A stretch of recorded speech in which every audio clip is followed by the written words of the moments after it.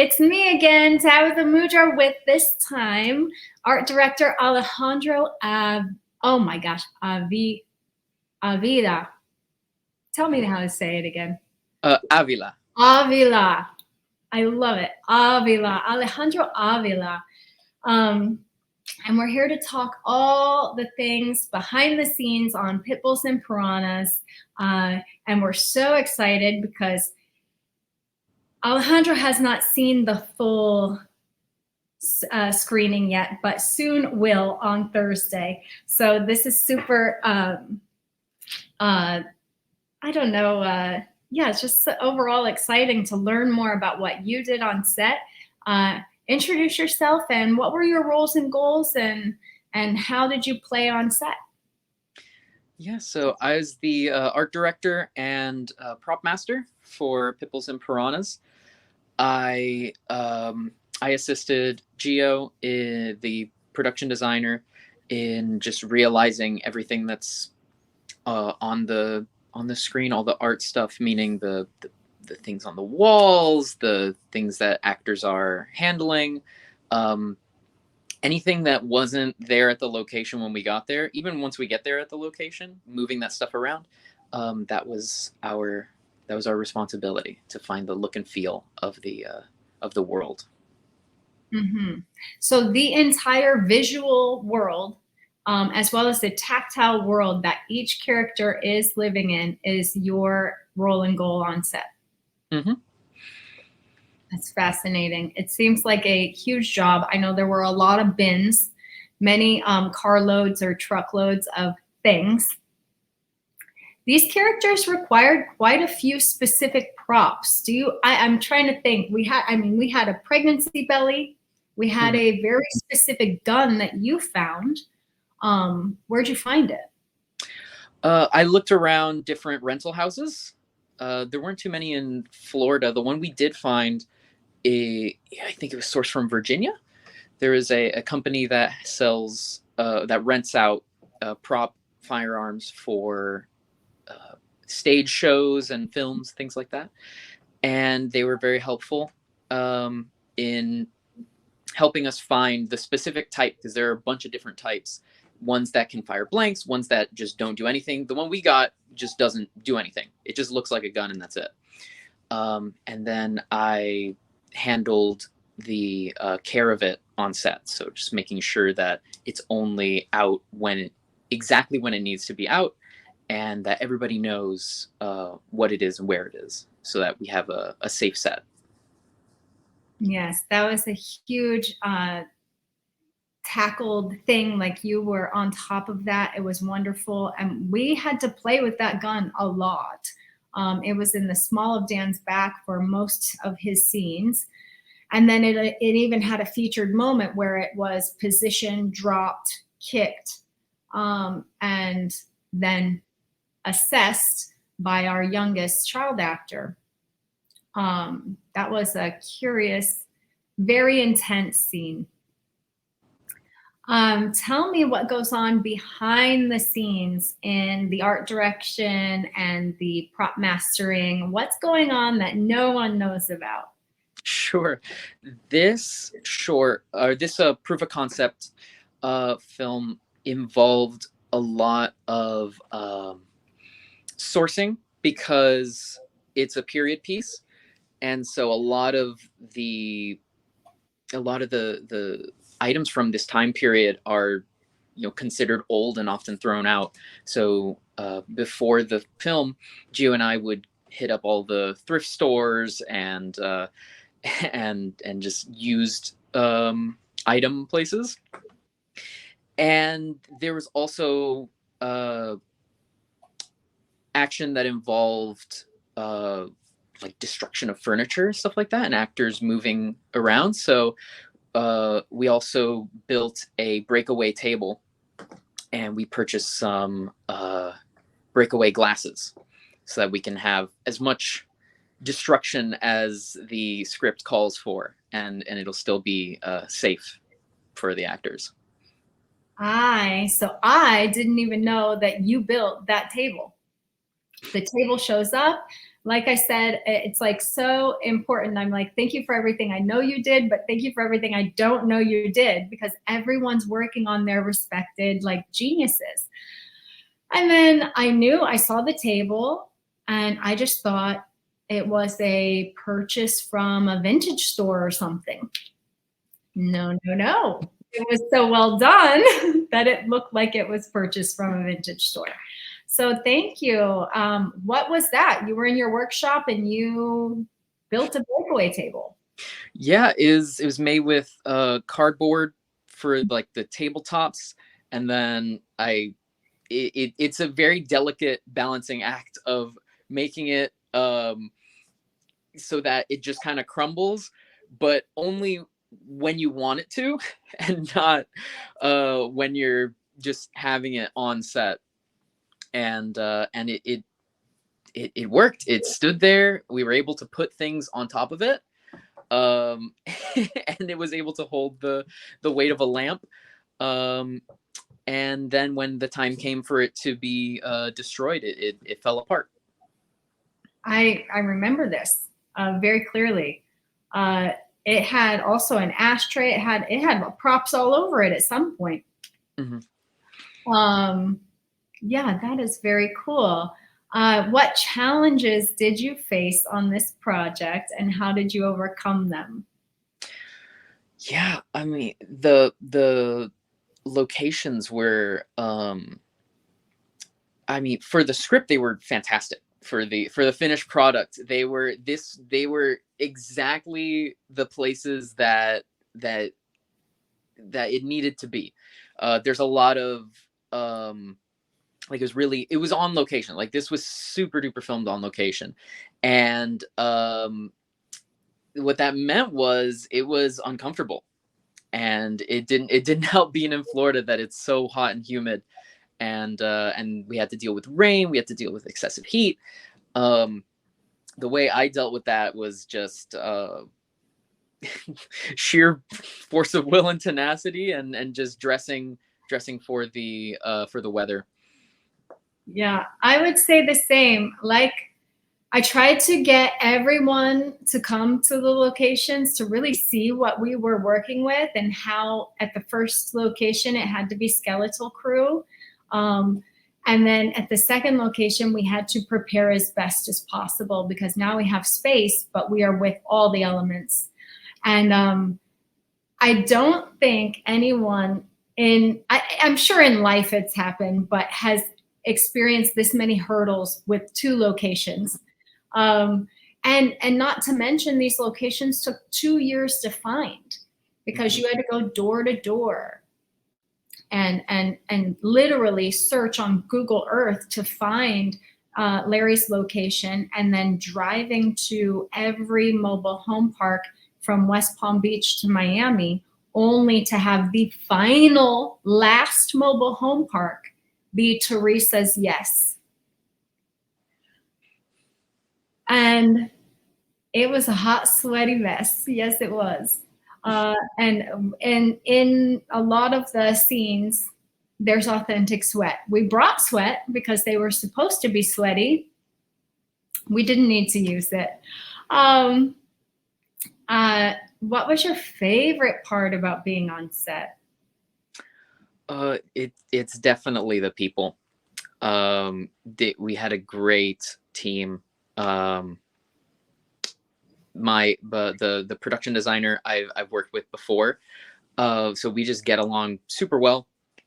And once you're there, it's the weather, it brings out the best in in certain people, and those certain people were the crew and the cast and crew of Pit Bulls and Piranhas. We were all dealing with it. We were all trucking, and we got it done. It's a wild thing to, everyone says don't document, don't film in the summer, but that's when everyone has the time, right? Because it's a little slower. So when you do your personal projects, you're like, you don't want to go during season, because everyone's on all the big projects, or whatever. When you're doing these passion things, it's summer or bust. That's when you can usually hand select the perfect crew. So I do think we had elements of all that magic.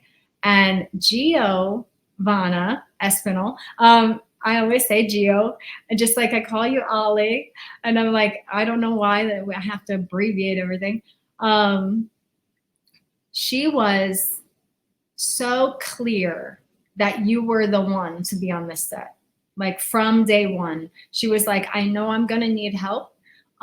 This is who I wanna, join forces with. And I was like, okay, let's meet, let's figure it out. And you were an absolute delight. You two together were magic in the making. The way you collaborated and danced, and it was a perfect film tango, watching you tackle every environment inside of our own challenges with environments, creating all of the environments for the characters. It was, we will soon see how much breath you gave to these characters. Let's go to an outdoor scene that has a ton of stuff. We'll show a little bit and talk about what all went into this little scene.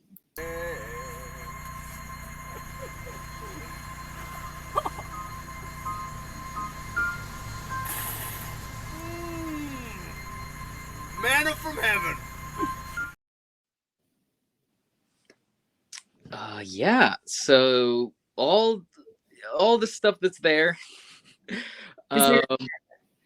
Yeah, we put it there. If even we didn't bring it in ourselves, the grill was like a special challenge. I can't really speak to it. That wasn't under my purview, but I remember finding that color and all that was I think were you involved in the grill sourcing?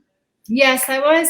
I happened to find the grill, and it was a magical little moment. But yeah, everything had to be the psychology of what Dan would have new and would have old. Mm-hmm. Why would he take care of certain things and not other things? So that was I was like, it could look really weathered, but it seems like this is something he loves. So he's going to take care of that, but nothing else is taken care of. Yeah. And it's a bunch of the little things in that location. What's on the ground, what's behind them, the clothesline. Gio put the clothesline up, and even the windows of the trailer, because you can see that, and an audience member might not notice it, but the only reason they're not noticing it is because we went there first and make sure there wasn't anything to notice. And just working with what we had in the location, there were a couple of things that there were a bunch of things we moved out of the way, but there were a couple things that we sort of put in there because it was such a great location, and there were objects that were there that we worked with locations with Navetti to make sure we had permission to go there and move that stuff around, and we could use the location to augment the stuff that we had already thrifted and found. Mm-hmm. That location was, both locations were a dream for the scenes. But yeah, having the ground look the way it did, the trailer looking the way it does, and then you guys sourced a chair, a very awesome used chair, a table, everything on it, the plates, the tongs that he's using, the steak had to come, a steak doesn't magically show up to set. It has to be purchased. Mm-hmm. Multiple steaks must be purchased. And on this particular set, a very large raccoon got away with our biggest steak. Very cute. We walked away to have lunch. Lunch, yeah. And a raccoon was running away with it. It was very, very cute. Yeah, it wasn't just us having lunch. And I love a raccoon. So I was like, you can have it. And There was a radio, there was a table, there was money, there was clothing, there was the beer that he spits out, which is not beer, you know, et cetera, et cetera. Someone had a hand, you know, between you and Gio on every single detail they are interacting with. And I always find that fascinating because so many people, you know, you're just like, if art department as a whole has done their best job, no one notices, right? Because that's the environment they should have been in the whole time. It makes sense for the characters. So I love that. I love every scene, and there's so many different dynamic moments, from opening a fridge to being at the fish tank, to every intimate moment of this film has a level of art department, whether it was simple touches or as detailed as the barbecue area. I have another detailed area that you guys worked on quite a bit, Miss Deb's house. Let's watch that. Okay, sweetie.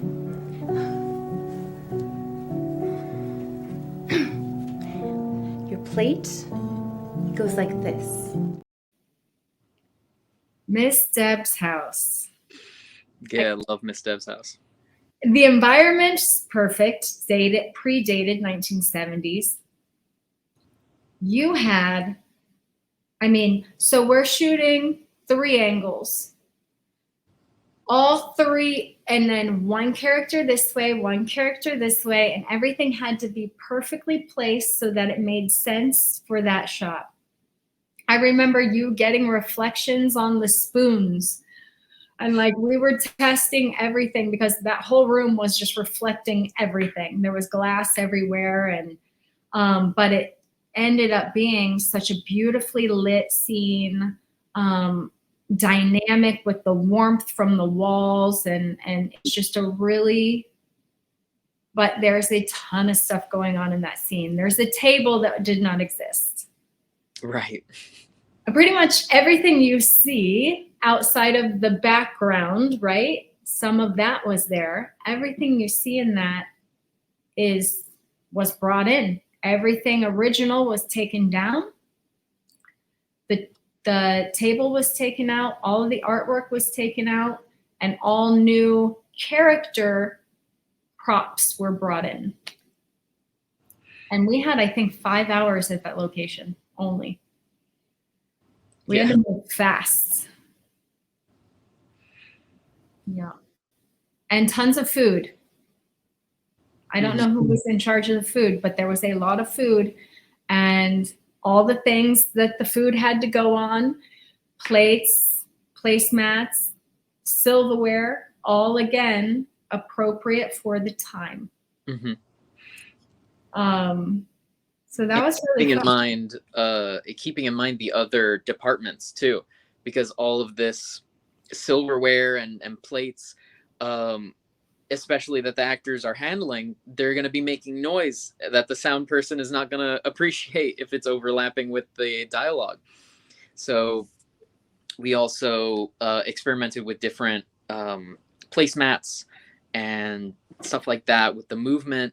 The friction between certain placemats and the table would be too much and would cause problems. It would make the moving plates around inconsistent, and so that's why we had multiple options for all these things. That's something that Gio is great, finding options within all the limitations that that we had with the time period, and not having a studio multi-million-dollar budget. We found the stuff that gave us great opportunities here. Yeah. And how you both have to understand so clearly the characters that you're getting these props for, so that they make perfect sense and the audience doesn't think twice about it. which is, it's such a joy. A friend of mine genuinely did not know that art department was a whole thing. And so I was like, oh my gosh, I can't wait to interview and really, really, truly express how important the environment of each character is. Yeah, I don't know about for me, my personal process for doing art direction and looking for the props and stuff is doing a breakdown of the script similar to how an actor does when they're trying to discover who is this character, what are they like. The things that they own and the places they live in are huge parts of showing the audience who a character is, and that's one of my favorite. That's easily one of my favorite aspects of this department, working in this department. Mm-hmm. Yeah, you're very good at it, and you're very detailed. I saw your list of props and the organization, and I was like, yeah, I love a list. It gets me excited because it means someone's eyes and ears are on top of all of these details. And Pit Bulls and Piranhas was not without many, many, many details. And there were so many different, each scene required a number of different props and additives. And it was, you'll soon see, it just goes and flows together so seamlessly. It's just a joy to watch. It's also very uncomfortable to watch. So it's not the sweetest film I've ever made, but I don't think I've made a sweet film yet. What was your favorite scene to film? I think for you, I only got to see you a lot at Miss Deb's house. Like you were really in it because there was so much in that one tiny little area. But I also loved, me personally, Samantha's room was very textured. It was a tiny, tight space, but everything was placed so nicely. Yeah, I have favorites in every element. What about you? Yeah, I would have to say Miss Deb's house. Not just because of the air conditioning, but also the just space and the freedom, and it was a location that had that sort of energy of like, we need to get this done, all hands on deck. And we had a lot of help from other departments, and especially Grip and Electric helping us move stuff. Just everybody was kind of helping us move stuff because we had so much stuff to put up in such little time, without the luxury of just like being able to go in whenever like, this is somebody's house, so we can't just come in and kick them out for a few days. We came in and we had a lot of things to set up, and we were just working right up until the camera rolled. Mm-hmm. We were stuff around and getting stuff ready, and that's what I like about the film production in general. It's just like everybody has a job, and there's everybody's relying on you, and that's just a great feeling when you're with a crew that really appreciates and respects each other. Yeah, we had a lot. It was so nice to be at Patty's house because we had room. Everyone, all the actors had a room. We had a craft service room. We had the space, and that was the shortest amount of time we had in any location. So of course we have this, we're spoiled, right? We have the luxury of space and AC and a bathroom and everything. And we've got to do a company move to a very, very difficult location right after the 1970s home, which was our big night with the extras. which was a night of you and Geo going hard on, I don't have that scene, but that was a huge set to build. In that it was simple, and anytime something looks simple, that means many people had much time on that simple set. It was so dynamic, that final dog scene. You know, this is where we have 2 pit bulls that are screen trained. We have, you had thought of this rustling with the rope. So we were able to cheat that scene at the very end. We were able to do a lot with a very little amount of time. So much so that it extended the script a little bit because we had more time. That was a half a day for like a paragraph of script. Mm-hmm. But in order to work with the dogs and the extras, we needed more time. But that was an awesome, you guys were digging into the ground with a pick. Yeah. I don't even, it was so massive. Everyone was having fun with that. Yeah. Yeah. And that's another great thing, is just like everybody's working towards what is the final film going to be like. And that's what's on everybody's mind, because that's what everything is kind of going for. And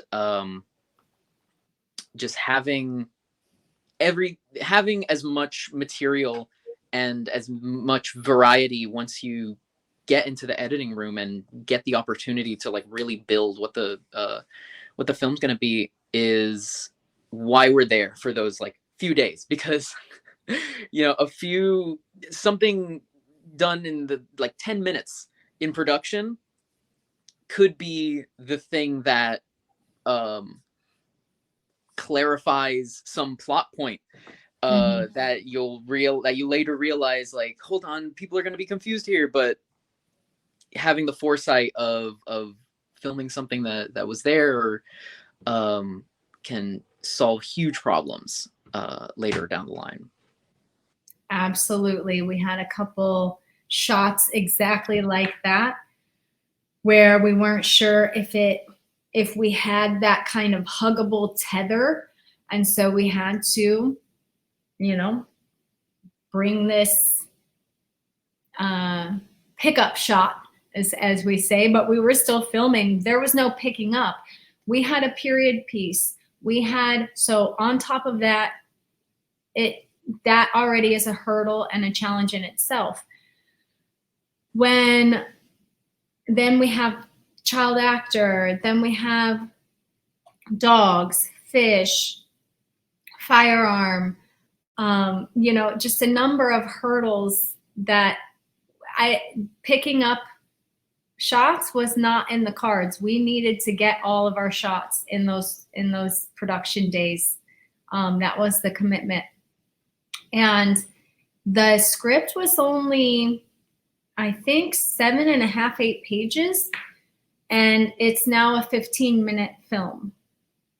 So it's looking like instead of each page being 1 minute, it looks like it's holding for 2, which is unusual. Usually it's a beat is a minute. But, you know, we have Erin Lee editing, and she's a very feelist editor. So she's feeling through and giving these nice moments and pauses and things like that, which you'll soon see. In the world of Samantha being the young character that we're following on this trek of a movie, a proof of concept to a feature film, but shot as a short so that we can go into film festivals. She is her own unique individual, but we don't know if she's a cycle breaker. She's essentially intertwined with a lot of generational trauma and unique experiences. And we tackle mental health and substance abuse and domestic violence, animal cruelty, and more. And Samantha is we're hoping she's going to break this cycle, but we don't know what qualifies her as such a young person, you know. What qualities do you think make a cycle breaker?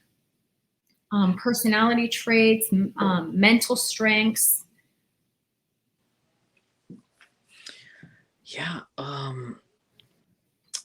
I think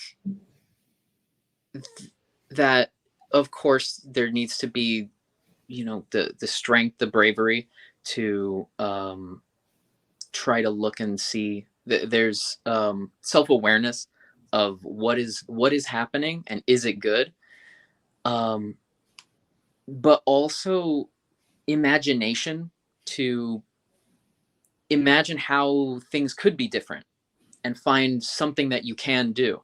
There's the hope and the strength of actually doing it and doing the work to break the cyclical trauma, but also just the curiosity of like what's the best way to live your life and interact with the people you love and yeah, that. No, I think that's a solid answer. So if we restate it, you said it's a bravery, a self-awareness, and imagination. I think those are, yeah, absolutely. I don't know if it comes down to just one thing. You know, mindset is so important, and yeah, we get to see, well, we won't see in the proof of concept, but we get to see in the film, right? If she is a cycle breaker or if she goes right back into the same cyclical moments that have been shown to her. And in a personal tidbit, I would like to know, what are you most proud of in all of your filmmaking experience? Where do you pull your pride from? Wow. I guess a little bit cheesy, little bit. When I think of like movies about the film industry, they tend to go along these lines. But just not giving up and just always knowing what my goals are, and that to me, I never feel like I'm lost if I know eventually what I'm trying to do. Mm-hmm. You're so good at what you do. You are so good at it. I could watch you and Giovanna collaborate all day long. I can't wait to do the next one and the next one and turn this into a feature and give all of the characters all the backgrounds they need. Was this your first period piece by chance? Or had you? In school, it was like a ghost from back in time comes over kind of thing. So I did have to dress a character from like the 1800s. So as far as the world being a period piece, yes. Characters, not so much. Yeah. So it was a unique challenge here. I would love to do an 1800s piece, like a whole, every environment, character. Oh, that would be wonderful. Like, doesn't matter what or when, like history. I love learning about that. Yeah, and those are, you know, those costumes, to make them look good, it takes something. And forget about it with sets, you know, like depending on what type of lifestyle each character has, it's a grand, you know, they did great woodworking. Everything was detailed, you know, like in the 1800s. So, oh, I would love that. What advice would you give to your younger self in respect to your role on set? I sort of think you tackled this in the pride in the process question, which is like continuing, like always knowing your personal goals and tackling them. But yeah, what advice would you give someone looking to get into the area of art direction on film? That just with anything film, it's who you know. I've heard it a million times, and I'm always suspicious of like the thing that like everybody knows is a given. But no, that one I've definitely found true, and because of that, it's about just doing every single project that you can that's in that space, that's in the professional filmmaking space. And because these people that you meet are then going to introduce you to the other people, and then the next project. It's, you know, it's one month you are not in the film industry, then you meet somebody, and then you go from one project to another, you meet one, like I can trace just people, and it all started with one person, every single like, you know.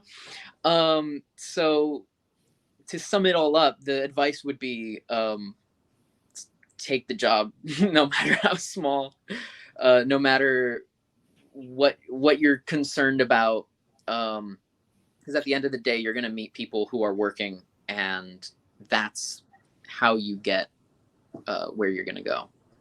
Mm-hmm. Yep. I've been on many a sets as different roles and goals, and I loved it because each set brought me closer to someone,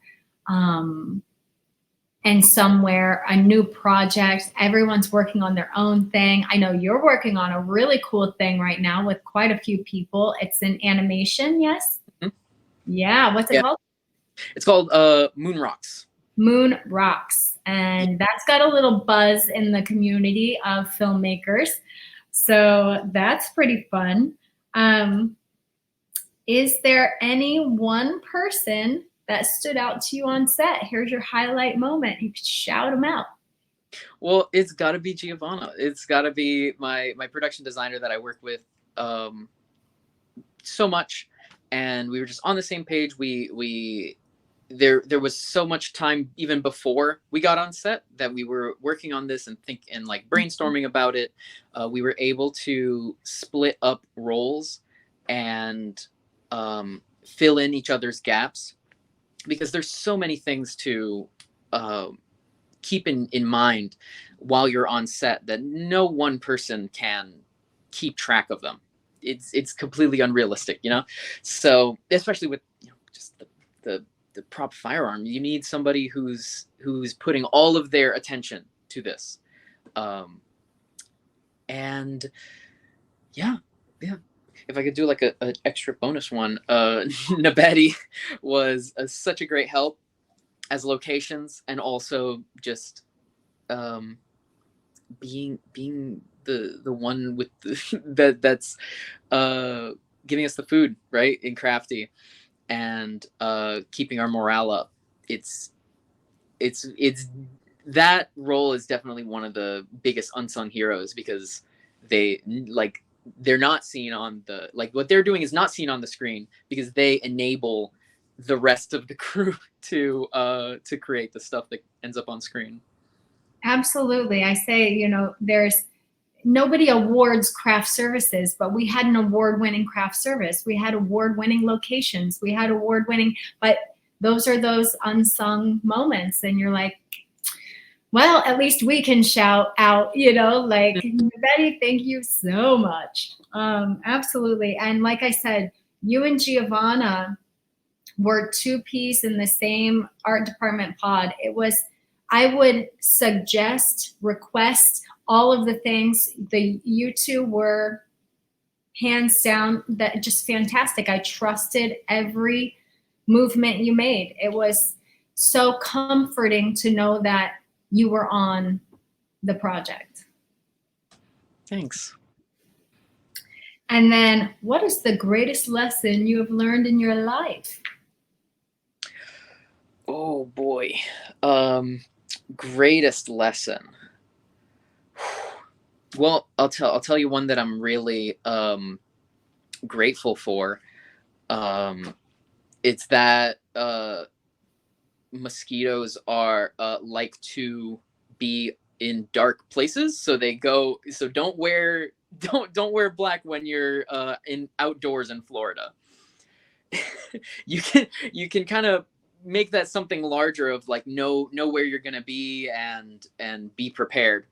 That's a great lesson. I'm an Eagle Scout, so that's part of my I guess training, but just being prepared and knowing what you're going to be preparing as much as you can so that you have the freedom to improvise once you get there. Nice. Anticipation, I think, is one of those things on set.